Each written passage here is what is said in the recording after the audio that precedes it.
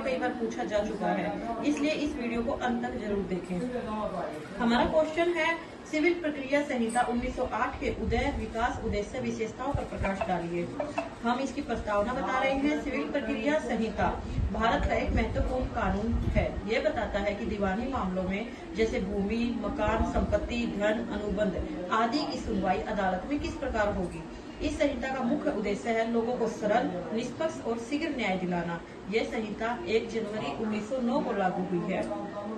हम इसके उदय बता रहे हैं। इसके पहले भारत के अलग अलग क्षेत्रों में दीवानी मामलों की सुनवाई अलग अलग नियम थे।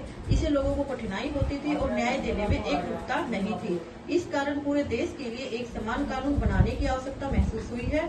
1859 में पहली सिविल प्रक्रिया संहिता बनाई गई थी और 1877 में इसमें संशोधन किया गया था।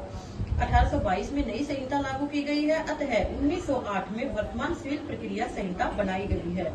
इसके विकास देख लेते हैं। 1908 के बाद समय की आवश्यकता के अनुसार इस कानून में कई संशोधन किए गए हैं। विशेष रूप से 1999-2002 के संशोधन का मुख्य उद्देश्य मुकदमों का जल्दी निपटारा करना और न्याय प्रक्रिया का अत्यधिक प्रभावी बनाना था। तो अब हम इसके उद्देश्य देखते हैं।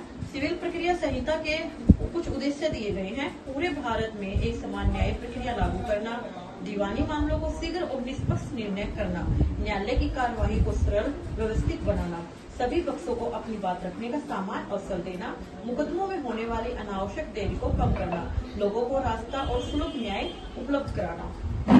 इसकी विशेषताएं हैं इसकी पूरे भारत में एक समान प्रक्रिया लागू होती है। वाद दायर करने से लेकर निर्णय डिग्री के पालन तक पूरी प्रक्रिया बताती है। अपील पूर्ण विचार, पूर्ण निरीक्षण की व्यवस्था करती है। न्यायालय के अधिकार कर्तव्यों का निर्धारण करती है। प्राकृतिक न्याय सिद्धांतों पर आधारित है। धारा 151 के अंदर न्यायालय को अंतर्निहित शक्तियां प्राप्त है ताकि आवश्यकता पड़ने पर न्याय किया जा सके। कुछ इसके केस भी देख लेते हैं हम। इनका केस है मनोहर लाल चोपड़ा, राज बहादुर राव, राजा सेठ हीरालाल। 1962 का केस है, आप सब देख सकते हैं। सर्वोच्च न्यायालय ने कहा है कि यदि किसी स्थिति के लिए सीपीसी स्पष्ट प्रावधान न हो तो न्यायालय धारा 151 के अंदर अपनी अंतर्निहित शक्तियों का उपयोग करके न्याय कर सकता है। आप इसमें दूसरा केस भी डाल सकते हो। जैसे एक इसका दूसरा केस भी है मेरे हिसाब से, Salim advocate bar association v union of India 2005 का केस है ये। सर्वोच्च न्यायालय ने कहा है कि सीपीसी में किए गए संशोधन का उद्देश्य मुकदमों को शीघ्र निपटारा करना और न्याय प्रक्रिया को अत्यधिक प्रभावी बनाना है। इसका निष्कर्ष भी देख लो।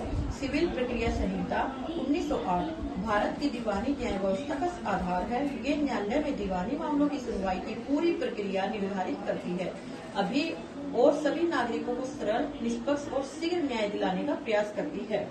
अगर आपको किसी भी स्टूडेंट को, किसी भी बच्चे को अगर मेरी ये वीडियो पसंद आई है तो प्लीज मुझे लाइक और सब्सक्राइब कीजिए।